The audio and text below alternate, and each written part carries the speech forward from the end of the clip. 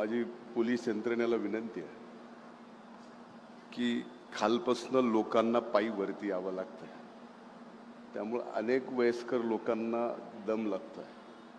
आत्ताच दासू सरांना पायी पायी आल्यामुळं झालं, गाड्या वरतीपर्यंत येऊ द्या, जागा भरपूर आहेत, अनेक लोक येत आहेत वरती. आजच्या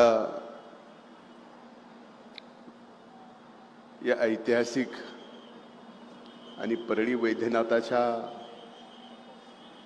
या पावनभूमीला आणखीन एक मोठं विकासाचं दालन पशुवैद्यकीय महाविद्यालय, पशुविज्ञान महाविद्यालय या भूमिपूजनाच्या कार्यक्रमाला इथं उपस्थित आदरणीय सुनेत्रा वहिनी साहेब, माझ्या भगिनी, या राज्याच्या पर्यावरण, पशुसंवर्धन आणि वातावरण बदल याच्या मंत्री पंकजाताई मुंडे, माजी खासदार प्रीतमताई, विधिमंडळातील सहकारी नमिताताई, इथं उपस्थित माजी मंत्री बदामराव आबा पंडित, माजी आमदार संजय भाऊ दोंड, इथं उपस्थित पशुसंवर्धन विभागाचे सन्माननीय सचिव रामास्वामी साहेब, आयुक्त डॉक्टर किरण पाटील, माननीय कुलगुरू नितीनजी पाटील, आपल्या जिल्ह्याचे जिल्हाधिकारी सन्माननीय विवेक जॉन्सन, जिल्हा परिषदेचे मुख्य कार्यकारी अधिकारी जतीन रहमान, जिल्ह्याचे पोलीस अधीक्षक सन्माननीय नवनीतजी कौर, व्यासपीठावर उपस्थित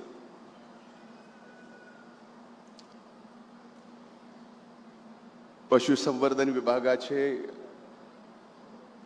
आणि जिल्हा प्रशासनाचे सर्व सन्माननीय अधिकारी, व्यासपीठावर उपस्थित परळी नगरीच्या नगराध्यक्षा श्रीमती पद्मश्री बाजीराव धर्माधिकारी, व्यासपीठावर उपस्थित माझे सर्वच महायुतीचे सन्माननीय जिवलग सहकारी बंधू भगिनी, आजच्या या कार्यक्रमाला इथं उपस्थित मोठ्या संख्येने असलेले या परळी विधानसभा मतदारसंघातील बीड जिल्ह्यातील माझ्या माता भगिनी, वडीलधारी मंडळी, मोठ्या संख्येने उपस्थित असलेल्या माझ्या तरुण भावांनो आणि माझ्या जिवलग पत्रकार मित्र बंधूंनो, भगिनींनो,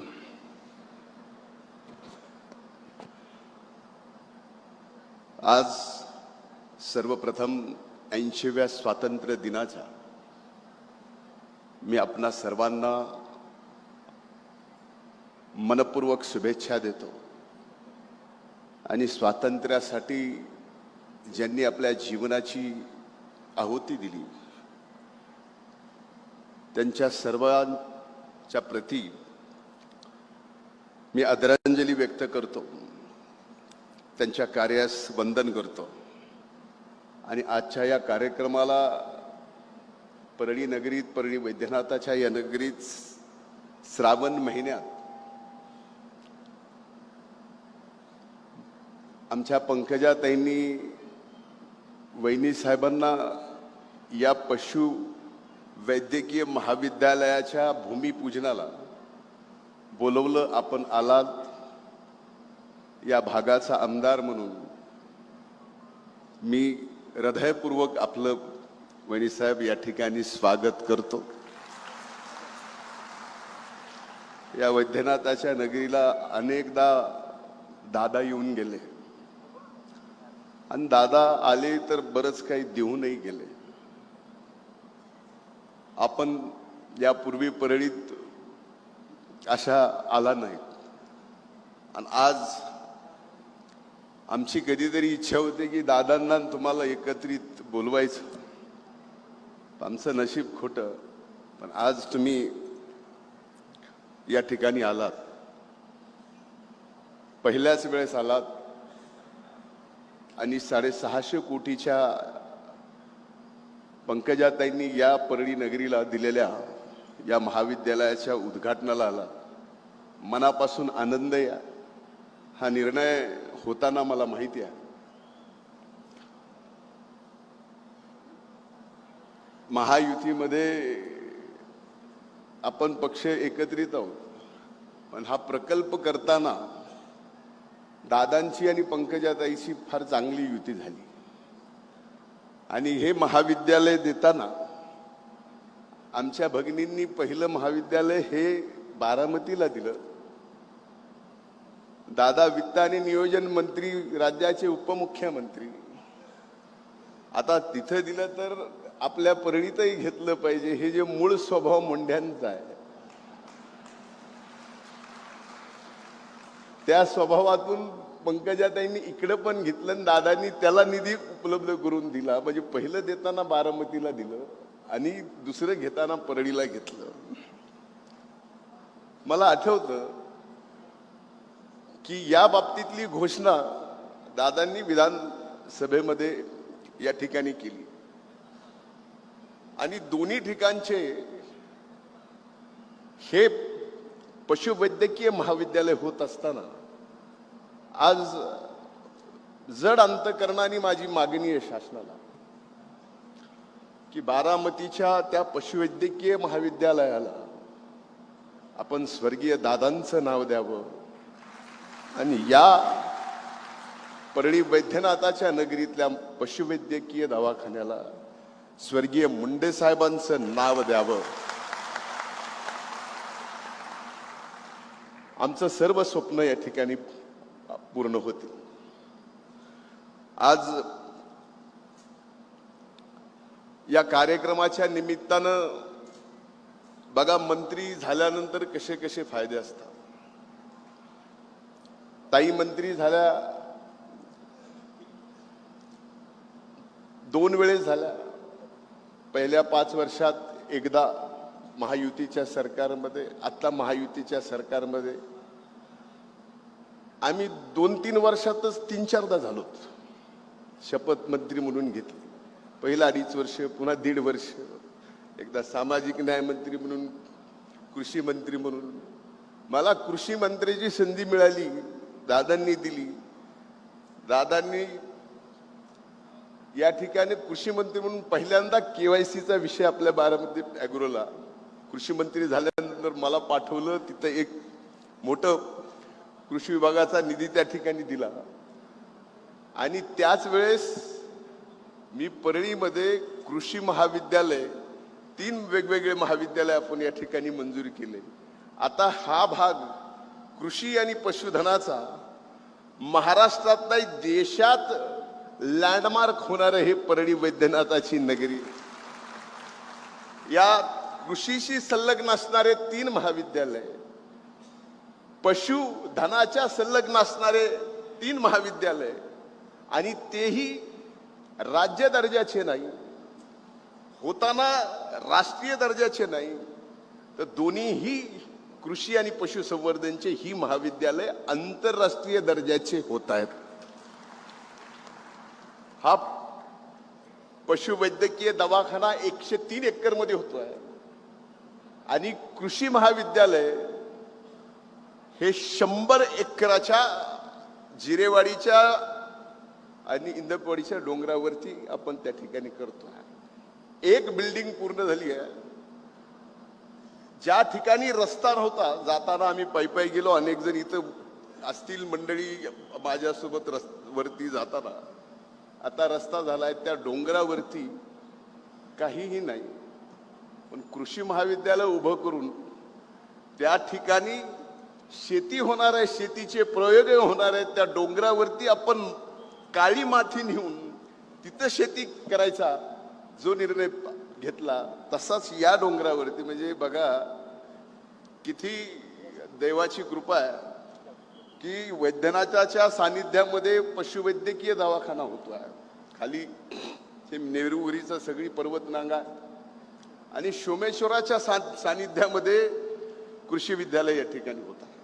आणि हे दोन्ही होत असताना ही भगवंताची इच्छा आहे की या ठिकाणी विकास होतोय. मंत्रीपद मिळाल्यानंतर त्याचा पहिला फायदा आपण आपल्या गावाला देतो. आणि ताई आपण दिला, भाऊ आमदार असताना तुम्ही मंत्री असताना, मी आमदार काय तुम्ही आमदार काय, तुम्ही मंत्री काय मी मंत्री काय, एक पाऊल पुढे एक पाऊल माग, कधी हे पुढे कधी हे माग. पण या भागाचा विकास होतोय, बीड जिल्ह्याचा विकास होतोय. आज बघणाऱ्यांनी हे बघावं. बीड जिल्ह्याच्या बाबतीमध्ये कालही माननीय संजय शिरसाट आले, त्यांनी म्हणले की लगेच निगेटिव्ह न्यूज जाते. अरे ही पॉझिटिव्ह न्यूज कधीतरी बीड जिल्ह्याची उभ्या महाराष्ट्राला आपण दाखवावं, ही माझ्या माध्यमांना हात जोडून विनंती आहे. हा विकास होतोय, हा बीड जिल्ह्याचा विकास. आणि हा विकास होत असताना या महाविद्यालयात फक्त बीड जिल्ह्याचे नाही, महाराष्ट्रातले नाही, तर राष्ट्रीय पातळीवरचे विद्यार्थी या ठिकाणी येणार आहे. आणि हे येत असताना मला सांगा, आपल्या बाबतीत आपल्या जिल्ह्याच्या बाबतीत अशा पद्धतीने जर बदनामी झाली तर इथं ऍडमिशन घेणार, इथं येणार, शिक्षण घेणार. अरे आज बीड जिल्ह्यातले विद्यार्थी स्पर्धा परीक्षेसाठी पुण्याला, संभाजीनगरला, नवी मुंबईला इथं गेले तर तिथं या बदनामीच्या कारणाने त्यांचे रेसिडेन्शियल, त्यांची राहायची व्यवस्थेच्या अडचणी आल्या. हे सुद्धा आपण लक्षात घेतलं पाहिजे. आणि एवढं मोठं समोर आव्हान असताना हा विकास या ठिकाणी, वहिनीसाहेब, पंकजाताई, आपण या ठिकाणी करताय. हा विकास कुणी कितीही काहीही जिल्ह्याच्या बाबतीत बोललं तरी हा सकारात्मक विकासाचं काम बीड जिल्ह्याला देशात अतिशय सकारात्मक करून दाखवील, हा या निमित्तानं मी शब्द देतो. आज या महाविद्यालयाचं भूमिपूजन करत असताना मला आठवतं, स्वर्गीय मुंडे साहेब शेतकऱ्यांचे नेते, कष्टकऱ्यांचे नेते, ऊसतोड मजुरांचे नेते, आणि त्यांचं नाव या महाविद्यालयात. माझे वडील शेतकरी, त्यांना शेतीचा नाद अण्णांना, आणि त्याच्यासोबत जरा गावाकडे जनावरांचा पण नाद. कृषी पण या ठिकाणी महाविद्यालय होत आहे. आणि स्वर्गीय अण्णांना ज्या पशुधनाची आवड होती त्या महाविद्यालयाचं पण या ठिकाणी आज महाविद्यालयाचं भूमिपूजन होत आहे. मनामध्ये काही जरी झालं तरी मुलगा असो मुलगी असो, आपल्या वडिलांचं एखादं स्वप्न, एखादं काम कुठल्या तरी माध्यमातून पूर्ण केलं आणि त्याची व्याप्ती मोठी दाखवली तर एक समाधान मिळतं. ते समाधान नक्कीच आज पंकजाताईच्या मनामध्ये आहे, माझ्या मनामध्ये सुद्धा नक्कीच आहे. वहिनीसाहेब, आज आपण पहिल्यांदा आलात, आम्हाला मागायचं नाही, पण मागत असताना आम्ही नंतर मागू, पण आज एवढं सांगतोय की अशा परिस्थितीत आपण राज्याच्या उपमुख्यमंत्री म्हणून जबाबदारी स्वीकारली आहे. ती स्वीकारताना आम्ही सर्वजण जीवानीशी आपल्या ताकदीने मागे आहोत. हा महाराष्ट्र, हा बीड जिल्हा विकासाच्या दृष्टीनं आपल्याला आपल्या मार्गदर्शनाखाली पुढे आणायचाच आहे. माझी एकच या ठिकाणी विनंती आहे, काही मागायचं जरी नसलं तरी मला एक गोष्ट काही सहकार्यांनी ठासून सांगितली की या भागामध्ये जसं 12 ज्योतिर्लिंगाचं हे स्थान आहे, श्रावण मास चालू आहे, तीर्थक्षेत्राचं फार मोठं काम सुरुवात पंकजाताईंनी केली. आता आपण शिखराकडे जातोय, मोठं काम या ठिकाणी आपण करतोय.